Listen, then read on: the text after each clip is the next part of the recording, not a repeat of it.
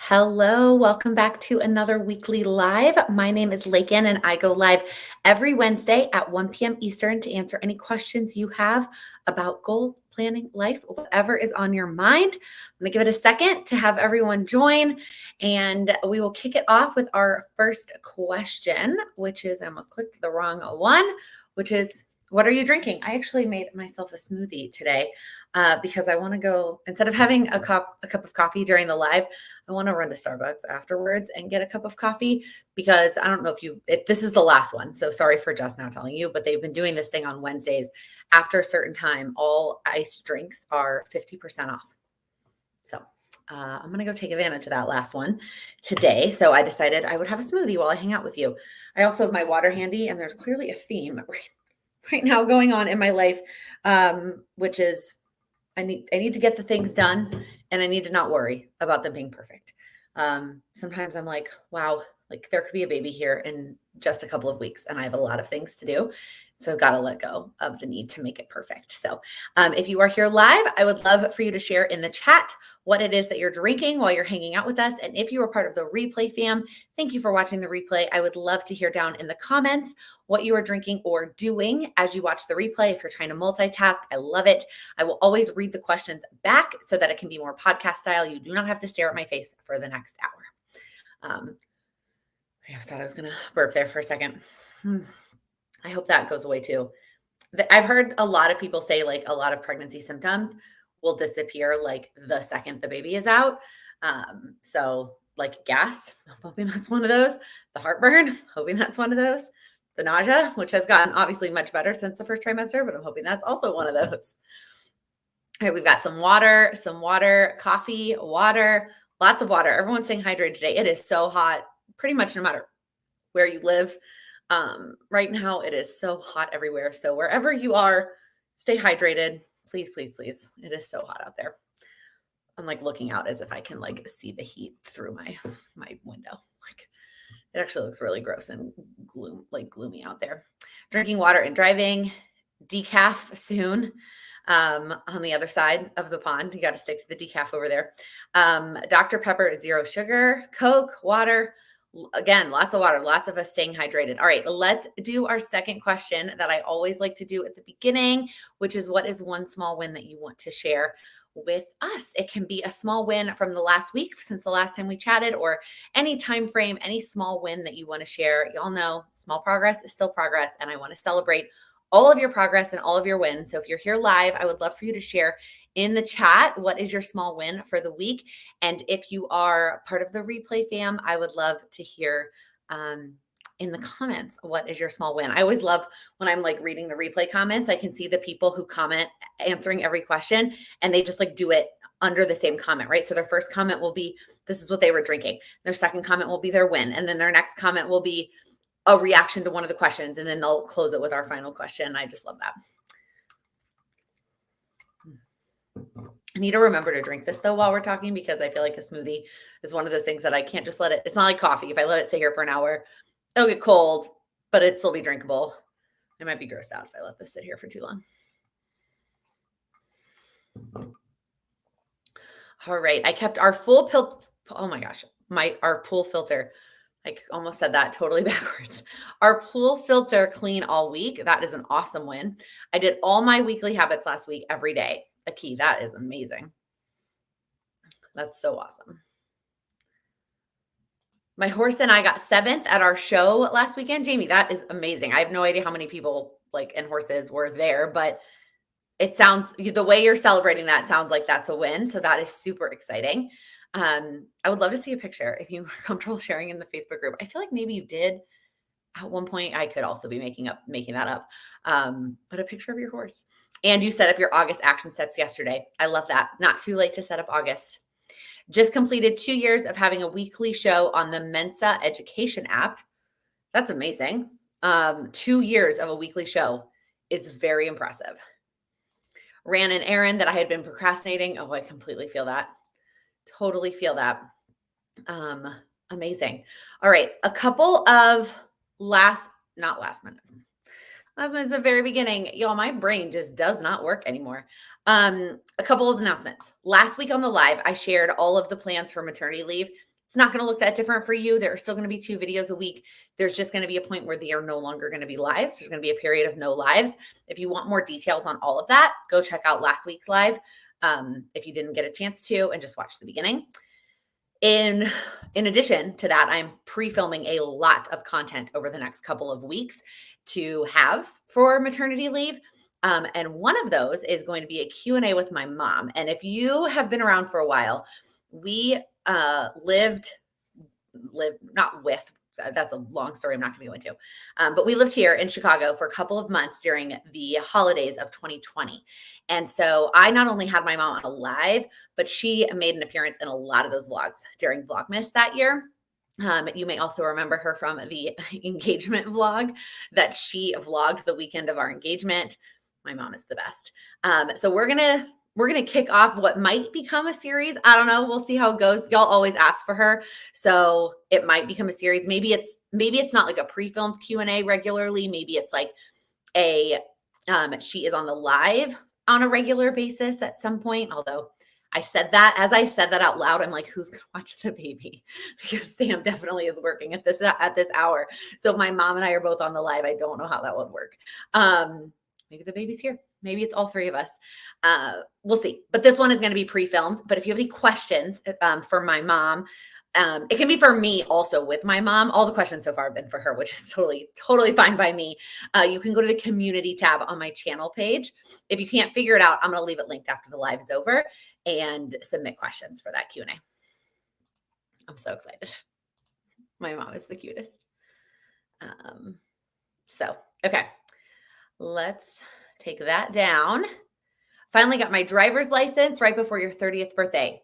That's amazing. Better late than never. That is so exciting. Hopefully you feel super proud of that and free. I feel like that's a lot of freedom. I got my classes sorted out for the semester. That is definitely a win. It's a 3-generation Lattes with Laken. It might be. I'm not sure how well that would work. Depending on her schedule, the baby schedule. That may, I don't know if she's going to be able to last for a whole hour, but we'll see. We'll see how it goes. For now, I wanted to at least get one Q&A with my mom done before the baby got here, right? Because some of the questions are kind of like pre-baby stuff. So I at least wanted to get one done before, now that I have access to my mom all the time, which is so nice. So, all right, that's it. That's all I've got in terms of announcements and questions and all that jazz. It is now your time. What do you want to chat about? What questions do you have? What is on your mind? I promise you, even if you feel like a question or a struggle is really specific to your goals, I 100% promise that somebody else will benefit from the answer. So there's like a hair in my eye. So do not feel afraid to ask that question. And if you have something you want to chat about, but you don't know how to phrase it to a question, you can always just put topic and we can chat about that topic. It can be literally anything related to your goals, your struggles, goals in general, or something I've shared that you want me to elaborate on. I still feel like I have a hair in my eye. Not in my eye, but like in my eyelash. You know what I mean? Oh my gosh, you guys. I just forget it. My son moves in tonight after 6 years of school and military time, and I got his room clean. That's definitely a win, Tina. Win, worked out today. Question, how did you like the 10x8 album versus the 6x8? You know, Monica, it's funny that you asked that because I was literally just watching a YouTube video this morning. It's a YouTube channel that I discovered during a week in the life. And she posted working on some of her, sorry, y'all, I'm still so distracted by this hair in my eyelash. Okay. I still don't, oh my gosh. I like can't get it out, but also like, I don't want to gross you out by like looking at my eyeball. Okay. Rewind. There is somebody that I found their YouTube channel. Actually, one of you recommended her Instagram and her YouTube channel back during Week in the Life. So I subscribed to her back then. She posted this week trying to catch up on her December daily from 2022. And so I watched that this morning. And as I was watching it, I was literally just thinking about this. So if you don't kind of know what Monica's talking about, all of the scrapbooks, memory keeping style from Allie Edwards. It's pocket scrapbooking, which I know Allie Edwards didn't create. That's been around since before her, but she kind of is the person that got me into it. She has a lot of different sized albums. And up until this week in the life, I strictly used 6x8 for December daily. And then I did 10x8 for week in the life because I liked the design of the album so much more. And a lot of the products to me felt like they were really geared towards the 10x8 sized album. So I was like, I'm going to go 10x8. I'm going to see how it goes. And also, I felt like it was a good time to play around with it with week in the life before December daily. And then I would make up my mind.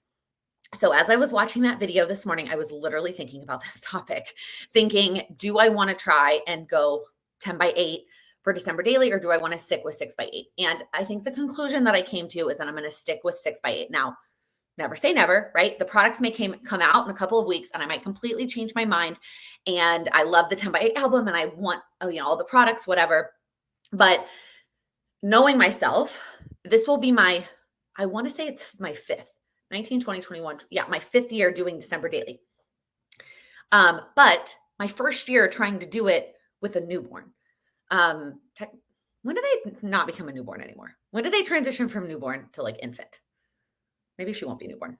Either way, with a baby. And also because Week in the Life was so short, right? It's only 7 days. And so robust in the sense that I was documenting literally like all the details of my life.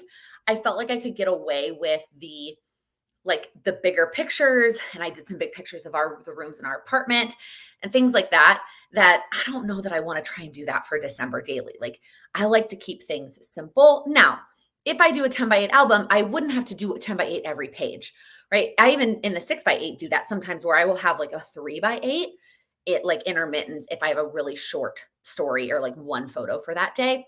So I could do the same thing with the 10x8. Oh, I think I got it. So never say never, but I'm really leaning towards the 6x8, especially for December daily, where it's every day for a whole month or until the 25th. And some days I just need to keep it a lot more simple. And I'm comfortable with that size when it comes to December daily. And given everything else that's throwing a wrench in my regular routine, I need to keep it simple, more simple than complicated. So that's what I'm thinking. Obviously, the products will come out in a couple weeks and I can completely change my mind, change my tune. That is what I'm saying right now. Because I know Monica had mentioned to me that she is going to try December daily for the first time. I know some of you have expressed interest as well. If you have any questions about it, happy to answer. I have videos from all of my past years. In 2019, I didn't show as much because it was my first year and I was getting used to it, but definitely 20, 21, and 22, I have progress videos for all of my albums. So I will leave that link if you want to check it out. I'm excited. The products, I think they said the preview is Friday the 25th. So it's just a couple of weeks away.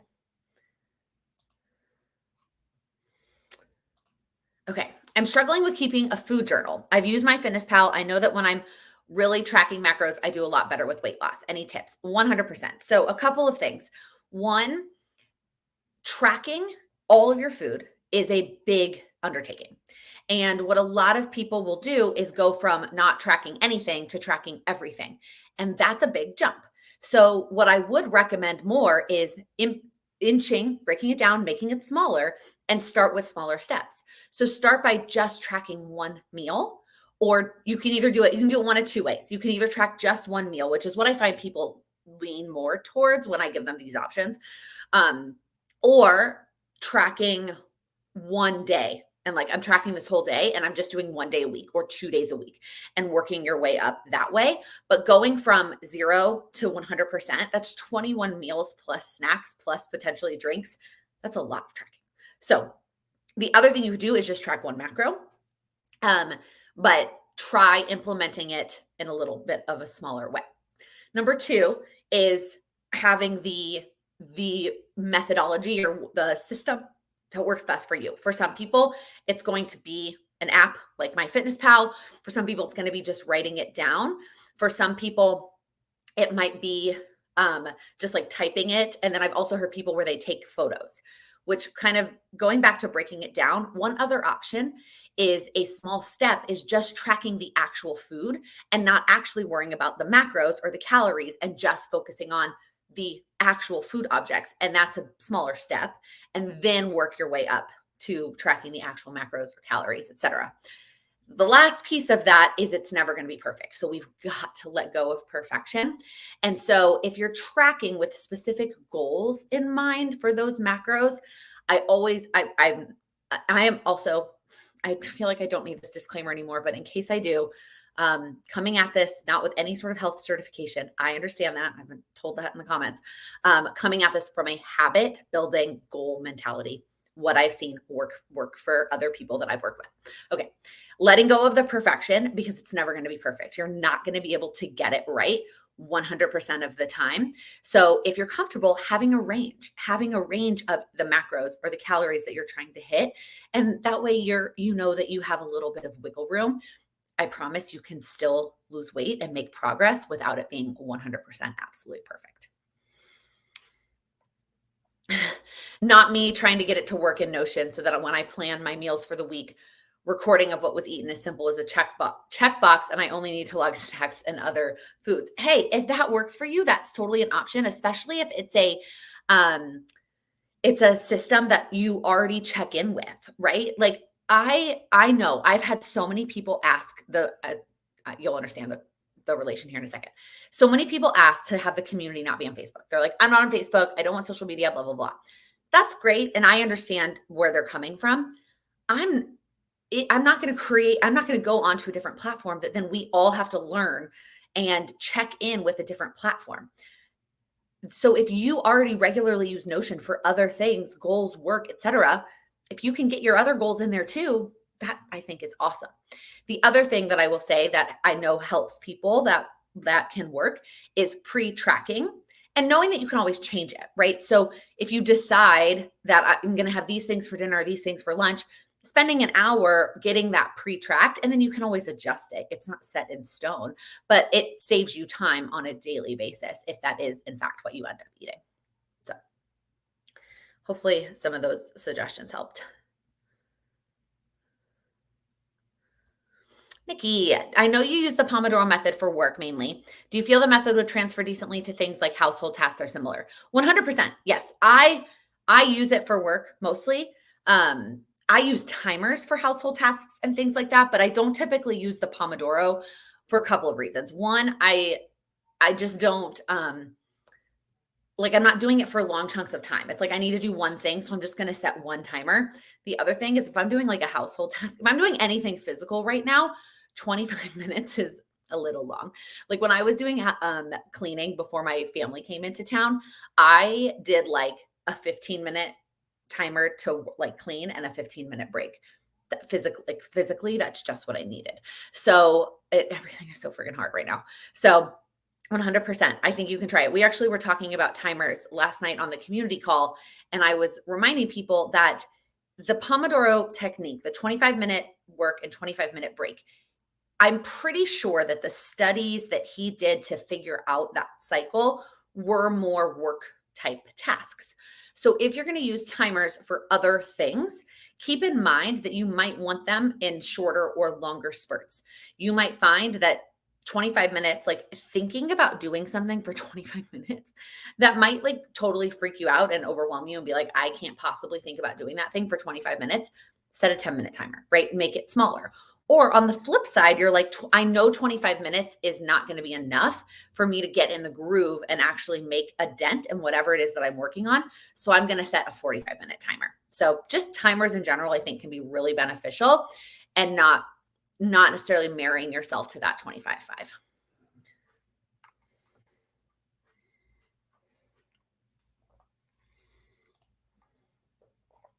How do you deal with rough weeks? I'm finishing school, my car is broken down, and my 19-year-old dog passed away. Oh my goodness, Stephanie. How do you keep momentum when life is a struggle? First off, I'm sorry to hear all of that. That is very tough, and it happens to everybody, right? We all have whatever that looks like. Everybody has weeks, days, months sometimes that are just really tough, and it feels like when it rains, it pours. The first thing I'm going to say is give yourself the benefit of the doubt. That's a lot actually and emotionally that you have to deal with. So don't hold yourself to the expectations and the standards that you were trying to hold yourself to before, because it's not going to happen. It's not feasible. So you're going to have to lower that to the extreme. Number two, what are the priorities? What are the things that you need to work through? We typically can't drop everything. I know that you're in school, so you're not going to be able, like, if something happened and I could like drop work, I would try to do that to the best of my abilities. I'm not going to cancel calls, but I'm going to drop everything else so that I can have the time and the space to work on those other things that I'm struggling with that week. Don't try to just like effort your way through it, is what I'm trying to say. Like, prioritize what you need to prioritize, and then take the emotional time and mental breaks to get through everything else you need to get through. And then remind yourself that it's temporary. And like, I'm not trying to like positive think your way out of the struggle, but reminding yourself that it is temporary and it's going to get better. And you just have to make it through one day at a time right now.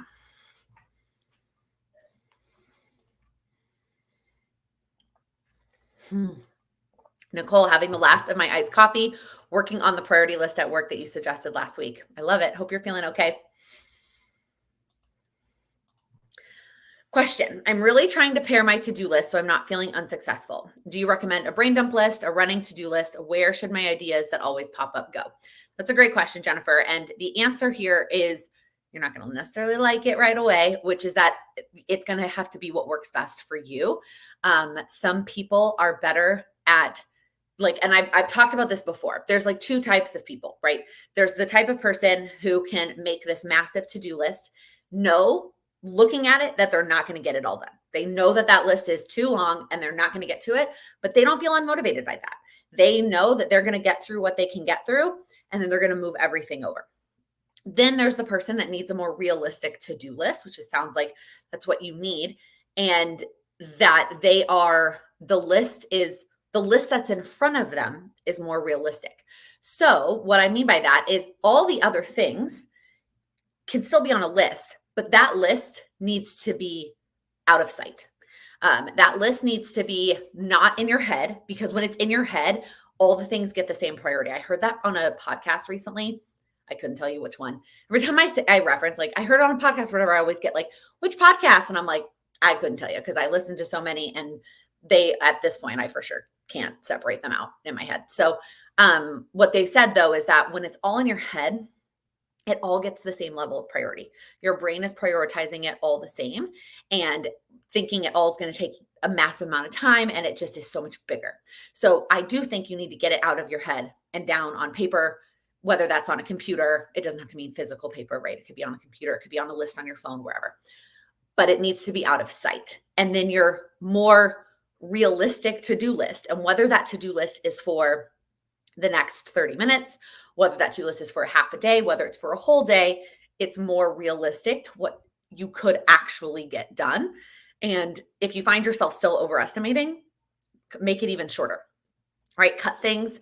I know, we've talked about this before, but we are all so bad at estimating how long things are going to take.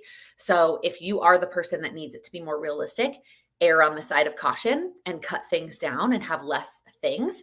I know some people operate well where they pick a specific number, right? They won't put more than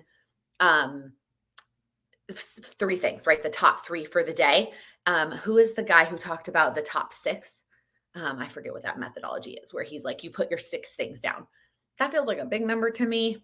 His mentality is, I think, more work tasks, so it's a little bit more feasible.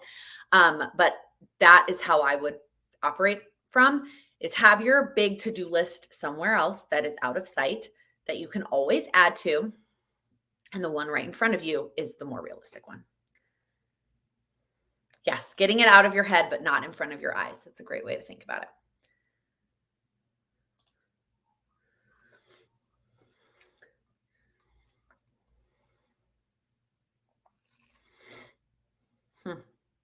Shani, I feel like I knew all that, but needed to hear it again. We're all that way, right? There's so many times where whether I'm answering a question from one of you or I am just talking about something, and I'm like, I've said this so many times. Like, I've said this. And sometimes I like hold myself back and from like saying it again. And I'm like, no. We all, myself included, need to hear things again. Well, first off, I try to remind myself, not everybody hears, like, everybody watches everything I post ever and like consumes everything I say. Step 1. But even if somebody does, it doesn't hurt to hear things more than once. And we sometimes just need to be told things again and again to get them to sink in. So you're not alone. Jackie just arriving. Welcome. Drinking diet soda and had a great productive meeting this morning. That's an awesome win. Nikki, yeah, going back to the question about the Pomodoro, I have fibromyalgia, so it's hard to get motivated to do things if it feels too daunting. Yeah. So maybe a 25-5 might work for you. You can always try somebody in our community. This is more if you find yourself, you need to prioritize rest and you find yourself like an all or nothing rest or to-do list, especially after a long day at work. But she suggested what she does is she does the Pomodoro cycle in reverse. So she will do 25 minutes of rest and then 5-minute burst of something on her list, whether that's dishes or laundry or whatever it is. And then the timer goes off and she goes back to rest. And that helps her incorporate rest in her evening, but still make progress on things that she needs to get done instead of just sitting on the couch all evening. So that's also an option. Sometimes it's just trial and error to figure out the timers that work for you. And again, the timer might vary based on the activity that you're doing. It sounds like for you, like you're setting a timer for something for 45 minutes is not going to be feasible. So instead, try something smaller. And don't feel bad about it. I felt bad a little bit when I was doing my 15-minute timer to clean. And I was like, you know what? I'm making progress and I'm cleaning. So that's okay. I just physically could not. After 15 minutes, I was like out of breath and needed to sit down. But then I needed a timer on the other end to be like, get out of the chair and get back to cleaning. So I got through everything I needed to get through. Did it take me longer than if I'd done 25-5? Well, obviously, math, that's how that works. But I still got it done. It looks like I'm all caught up on questions. I'm gonna have some of this smoothie. So good.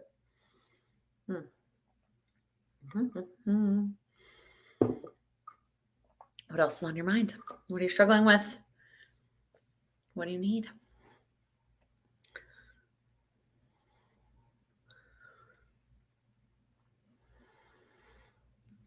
Come on.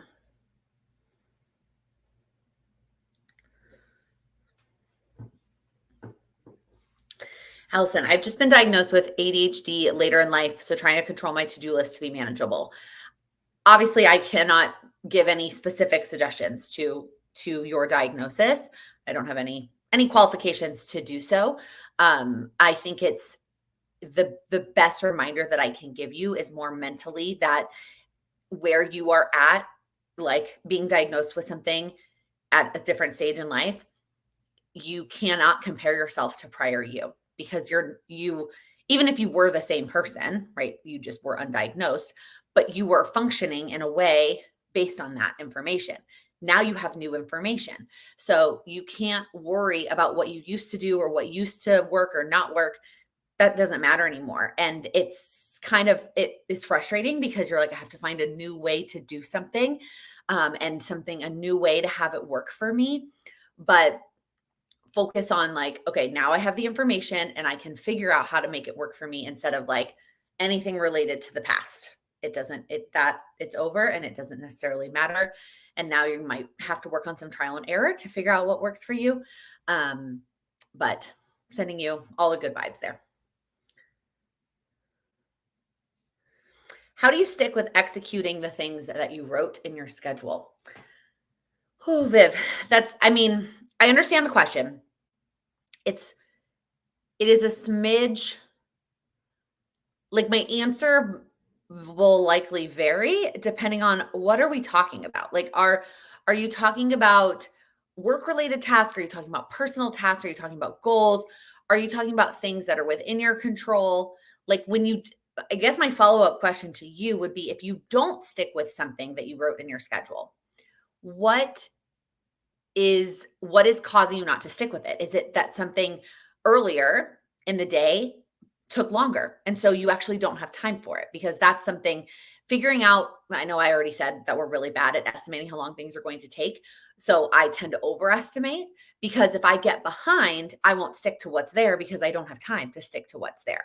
Right. So that could be a big culprit of not sticking to things, is that the schedule is not realistic because you have not properly estimated or overestimated how long things are going to take you. Or is it that you wrote something down and it's still way too big? Like, the step that you wrote down in your calendar is still a huge step, and you need to break it down to something a little bit smaller and put the first step in your calendar. I just talked about this one-on-one with someone yesterday. She was like talking about all of these tasks that she kind of lumped together, and she was listing out examples. And I was like, okay, well, one of those, like, that could go in your calendar, because that's like one step that you need to take. That other one that you just listed, that needs to be broken down, because that whole thing can't go in your calendar. That's a huge undertaking. You've got to break it down into smaller steps and put the first step in your calendar and start there. Personal goal related, typically at the end of the day, I just find myself with no energy. Okay. So that's a totally different scenario, right? Which is that you are putting things in your schedule that realistically you're not going to get to. Realism, or being realistic about your time, could be based on time, like literally minutes in the day, that is limited, but your energy is also limited. Your energy is another extremely valuable and limited resource. So if that is the case, you have a couple of options. Option one is that you try to do those goal related things earlier in the day when you have energy. And I know that's easier said than done, especially if you're not a morning person, but that is one of the options. One of the options is that you work on ways to increase your energy. That Sarah over at Heart Breathings, I've talked about her before, is she's who created the HB90 system. That's like her 6-month personal goal that she's working on right now, is working on getting her energy levels up. One of those things happens to be that she was diagnosed with sleep apnea, and now is on a,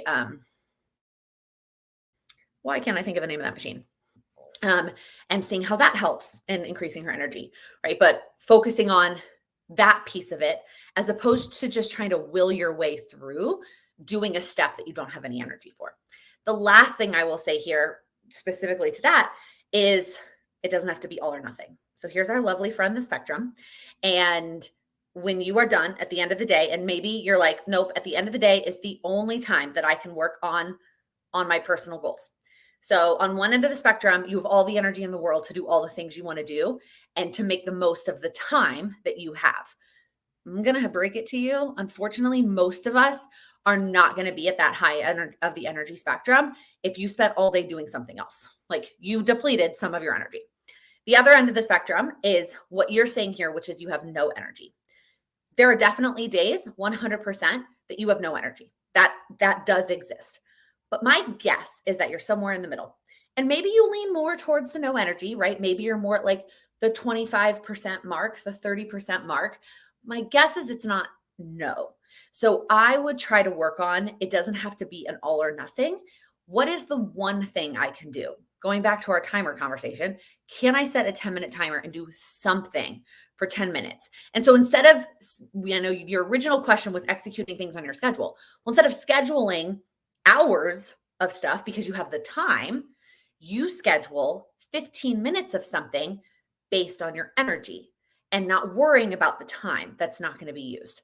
I did this a lot when I worked in the office. When I worked my 9-to-5 job, I would make a goal to have one thing that I would do after work, just one. And after I did that one thing, if I had the energy to do more things, great, because I always had the time. I never made that one thing take the entire evening. So if I had the energy, I could keep going. Or if I didn't have the energy, I was done. And I just took a bath and I relaxed and I watched TV and I hung out with Charlie and I went to bed. So that is what I would recommend. The actual sticking to it is going to come from the thing that you're scheduling lining up more with your energy, as opposed to filling your entire time block. Hopefully that's helpful.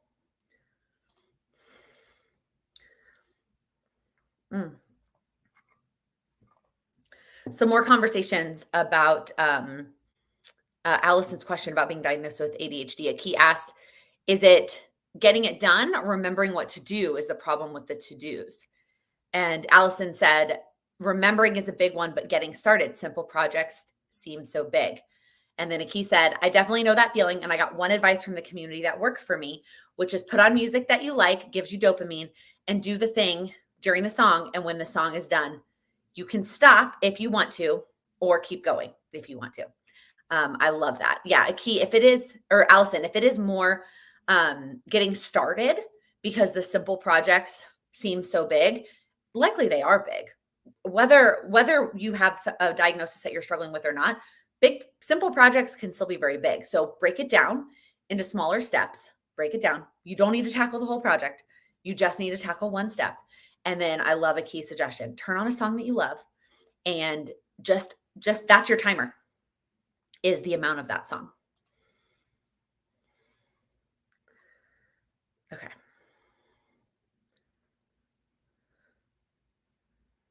Okay, I'm going to come back up to Allie's question. I struggle planning date nights with my husband because I'm a planner and he always wants to do things spontaneously.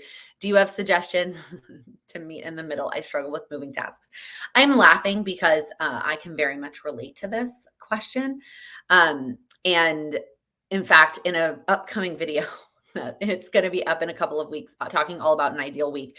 I talk about a conversation that I had with my now husband, but I'm pretty sure we were just dating at the time, where I told him that I need things planned out at least a week in advance. Like that's how my life works.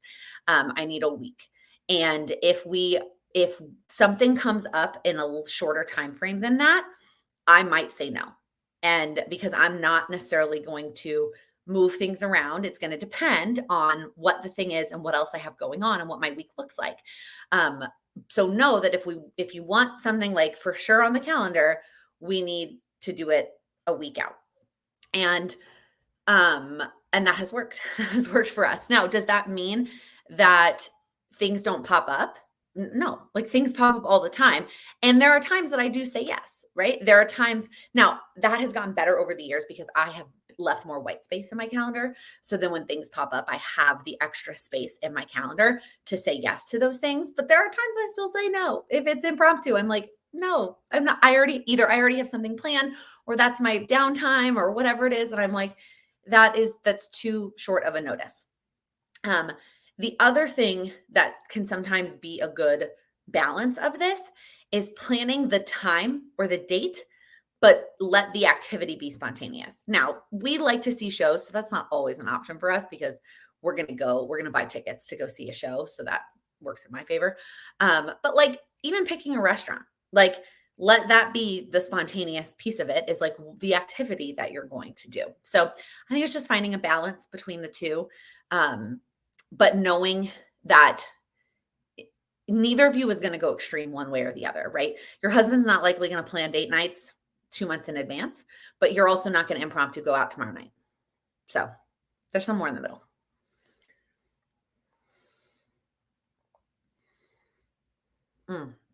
Comment from Jackie. I empathize. My partner wants to be much more spontaneous. It's taken us a few years of talking through it to get to a better place. Yeah. Communication, as always. I feel like most questions that pop up with like a relationship type situation is a lot of communication.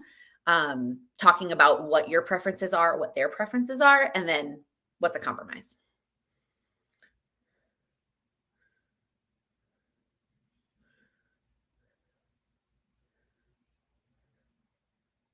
Lots of continuing suggestions for Allison. So Jackie said, chunking is a big strategy for working on executive function.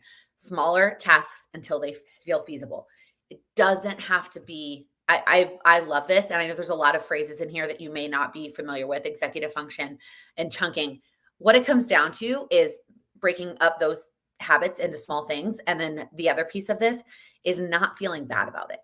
Like, do not feel bad, which is why I very much will delete comments if somebody comes and tries to say like that I can't function as an adult because I have to put brushing my teeth on my goals. Like, no, like there are times in our lives where we struggle with those simple tasks.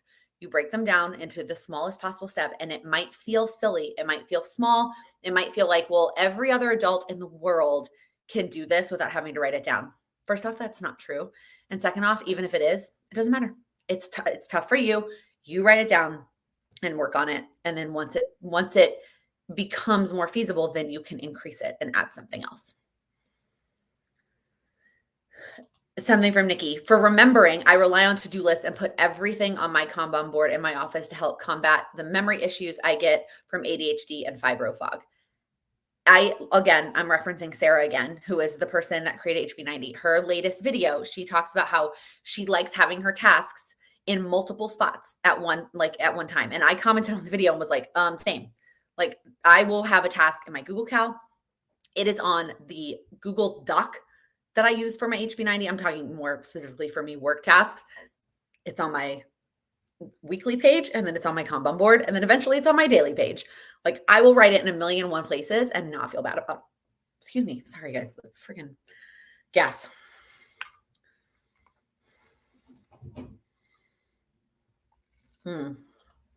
Always here to use bribes too. Always a great suggestion. Giving yourself a reward when you get a task done, a 5-minute break, a small treat, a pop, etc. Yep.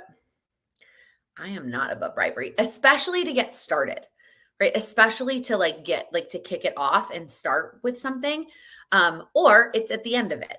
Like when I do this thing and make, like, y'all know this, right? But like make the bribe, the thing that you're doing, associated well with whatever task it is that you're trying to complete, right? So if you're trying to complete something smaller, have the reward be something smaller and vice versa. Don't have this like super small reward for like a 5-hour task. That's not going to motivate you.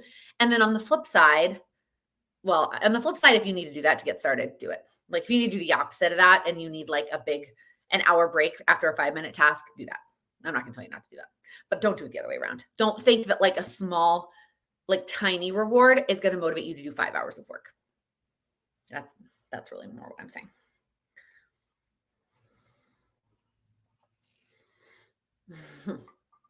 Allison, I feel like everyone is sharing lots of suggestions in the chat for you. And I hope that these have become helpful. I feel like this is one of my favorite things about the community is that, I personally can't speak to that diagnosis, but there are definitely members of our community who can share their own personal experiences and share their thoughts, which is just one of the beautiful things about having other people.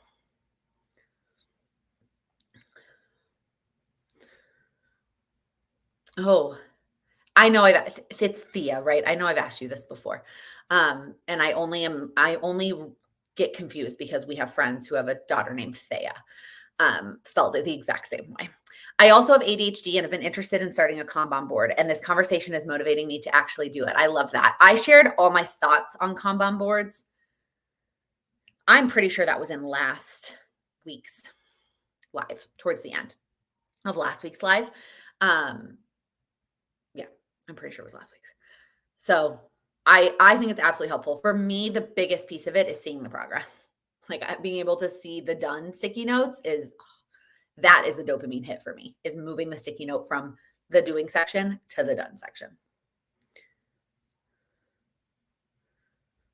Maggie, this comment. I went to the office recently and all 5 adults said since when they have to, hold on, I may be misreading that.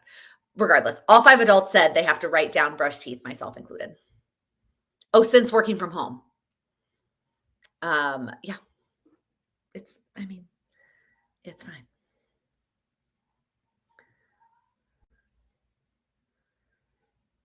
A key. I think I might also get a Kanban. I've been thinking about it for a while. I know I did a whole thing. Like I pulled it over here and shared it with y'all, which I guess we'll share it again because I hadn't finished breaking down the other goals. So here's the, hopefully you can hear me behind this plastic. Here's the update. So these are all the things I still have left to do. Now, I want to caveat. This is me being extra. This is probably very silly. Normally I only use this for 1 month at a time, but I thought that it was kind of silly to set it up for August and then reset it up, which is 5 weeks for me because like the last week of August is mostly just August because I use it for work. I'm like looking at the calendar, confirming that. And then I'm only planning the first 2 weeks of September. And I was like, I'm not going to replan September for 2 weeks. So this is 7 weeks of sticky notes. So these are the ones that I need to do. This is doing Wednesday, Thursday, Friday. And this is what I've done so far in the month of August. Carrie, this is a Kanban board. I talked about a lot more in last week's video, so I don't want to be super repetitive for those who were here for that, or have watched that replay. So share that more, but I love mine. It's essentially a method to see the progress that you're making.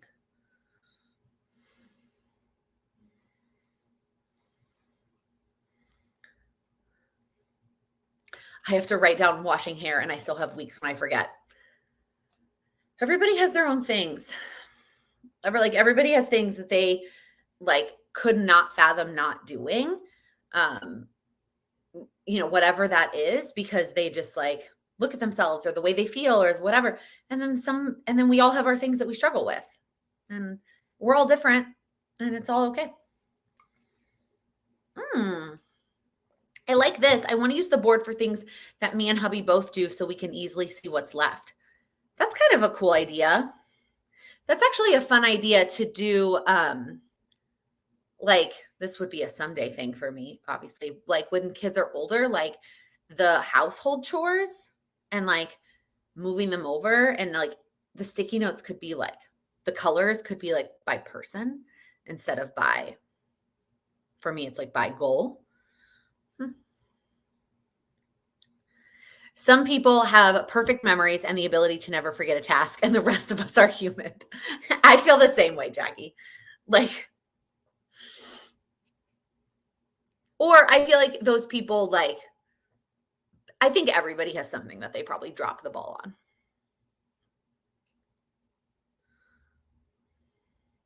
No, I think everybody probably, even if they don't want to admit it, I think we all have something that we drop the ball on. And if we don't write it down, or we don't hold ourselves accountable in an extra way, other than just being an adult because you have to, it won't get done. And that's okay. I feel like I keep saying it's okay. I just want to hammer home that you're not a failure if there are things that you have to write down 4 different places in order to get it done. Oh my gosh. You completely just described how I set up my chores for three boys. They are color coded and use a to do over to done system. I love it. I mean, that's a really long ways away for me. It's figuring out help from other humans and not that Sam doesn't have chores that he does, but Sam's, I know I've shared this before, his number one household contribution chore wise is he does the dishes. That is his thing. He every day, maybe not every single day, but I don't do the dishes. I don't touch them. So we don't need sticky notes for that because it's an everyday thing. So it's a long ways away. Decision fatigue is real. Also that for sure. And many people benefit just from getting it down what you're going to be doing. And so you don't have to devote time to thinking about it. That's a really great reminder too, Jennifer, is that I think that's one of the things I really struggled with at the beginning of working for myself is when I was working as a side hustle, right? Time was super limited, super, super limited. And so I could only pick so many things. And it wasn't, it was easier for me to be this is what's important. This is what the priority is. And I'm going to prioritize it in the very short extra hours time I have to work on my business. Once I quit my job and I was working full time for myself, all of a sudden I had all this extra time, and deciding what I was going to work on and breaking it down and scheduling time for it, all of a sudden it got hard. And I think you're right. I think it was the part of the reason the HB90 system works so well for me for work stuff is that I sit down at the beginning of the quarter and I make those decisions. I spend a session making the decisions, making the sticky notes, getting clear about what it is that I want to do. And then I just execute for a quarter, and I don't have to make decisions every month, week, day on what I'm going to do. Oh, so true. Aki, I'll post a picture once we have it figured out. Yeah, I would love that. I have a family task attached to our family calendar in the kitchen. That's cool, Allie. I think the busier you are, the more it matters to write everything down. Agreed, completely. Routinery has actually helped me brush my teeth and skincare. No judgments allowed. Oh, Routinery is the best. If you have never heard me talk about Routinery, go check out my latest video on my personal morning routine. I don't know why I had to add the word personal in there. What is it? I mean, I guess I could have a work morning routine, but anyways, I talk all about that app, Routinery. Changed my life also. Even if you do remember to do it on your own, doesn't it feel great to check something off? Oh, 100%. And I know some of you have told me before that you're not motivated by a check mark. That's fine. If you're not motivated by a check mark or by seeing or by like the act of moving something over, that's fine. What I will tell you is that the benefit of still checking things off is so that you can go back and see the progress, right? You might not be inspired or motivated by that actual act of checking it off, but in 2 weeks, when you can go back and look at that piece of paper and you can see that you checked it off 10 out of the 14 times, that is motivating. So that is why, even if you're not motivated by the check mark, I would still encourage you to incorporate it somehow from a progress tracking standpoint, that you can go back and see your progress.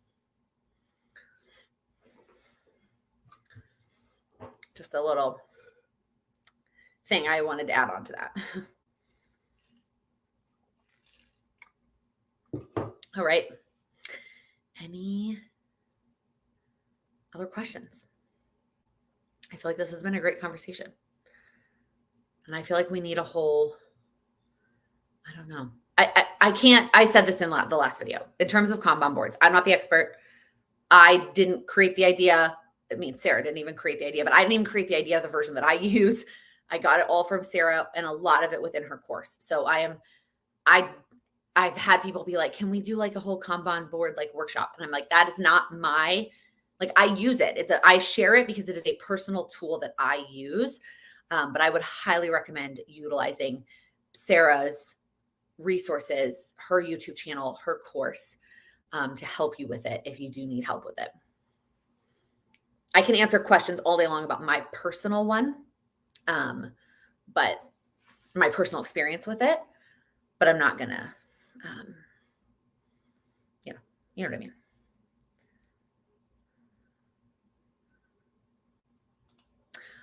My dad was confident one of his new meds was not helping. Well, the doc pulled up a photo from prior and the progress was impossible. It is seeing progress in whatever way, that shape or form, is so helpful to so many things. And that is why progress photos during weight loss are a thing. If you're decluttering or cleaning something, take a before photo. You don't have to share that with anybody. It's literally just for you. But seeing progress is so huge. And I've said this time and again, so many of our goals don't have visible progress. They just don't. There's only so many goals that you can actually take a picture and see the progress that you're making, which is why sometimes the check mark is the only option for us to see the progress that we are making on those goals. Allie, I struggle with decision fatigue with working 2 jobs. Prioritizing is definitely something I'm working on too, picking and choosing which rooms get cleaned. It sounds like time is your more limited resource. And so you've got to prioritize. I would ask yourself, pick your prioritizing method first. So I was just working with somebody on decluttering one-on-one, and I'm like, you have a couple of options. Number 1, which is what Dana White and Decluttering at the Speed of Life talks about, is visibility. So starting with visibility, you could use that as your rule. Like, you clean the rooms that are the most visible. Option 2 is which ones give you the most headache. You can clean based on which ones are going to give you the most headache. And that is where you start and how you prioritize. Option 3 is you could prioritize based on time. Which one's going to be the shortest? You're going to get that win. You're going to get that room done. And then you can move on to something else. So I would recommend instead of just trying to like pick every time, pick what is your prioritization method going to be. And then you always just start there. Might be a silly question, but for Routinery, is there a way to make a routine that you can do at any time? Like, start the routine whenever you want. So you can always start the routine whenever you want. Like, it asks you to put in a time. And it and I'm going to, one second, I'll explain a little bit more. But for what I've noticed, at least, is now I also have the paid version. And sometimes I don't know what is different between my version and other people's. The one thing I do know is that if you're on the free version, you can only make 2 routines, and I needed more. So I have the paid version. Is that you put a time and it sorts it in the app based on time. You don't have to have a timer go off. Like the reminder, the little pop-up that's like started at this time, you don't have to have that turned on. So like I have my communication routine that I do every single day for the business. I have it in there at 4 p.m. Sometimes I do it at 1 p.m. Sometimes I do it at 5:30 p.m. I can still go in there and click start at whatever time I want to click start. It's just in there at 4 p.m. I don't have a reminder pop up for it because I don't need one because I have other places that I'm tracking that. So, not a weird question. I'm trying to think if there's a way that they could, I think you have to put in a time, but you don't have to have a reminder for that time. So nothing happens, like it doesn't matter. Nothing happens. Even the ones that I have at a certain time, I don't ever do them at that time. The only time I ever used that kind of a feature was when I was working my corporate job and I had to be done with my morning routine at a certain time.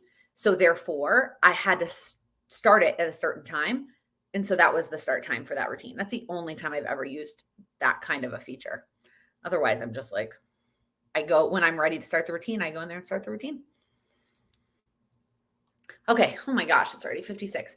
Time flies, y'all. All right, let's wrap it up. If you have any last minute questions, feel free to pop them in. But I'm going to ask you my last question, which is what is one thing that you're going to do this week to make progress on your goals? What is one small step? For us, hopefully it's building a crib. By us, I mean Sam. But yeah, our crib arrived, so that's exciting. Now it just needs to get built. But what is the one small step you're going to do this week to make progress? If you're here live, I would love to hear it in the chat. And if you are still watching the replay, I would love to hear down in the comments, what is the one thing you're going to do this week to make progress on your goals? It doesn't have to be huge. You know that.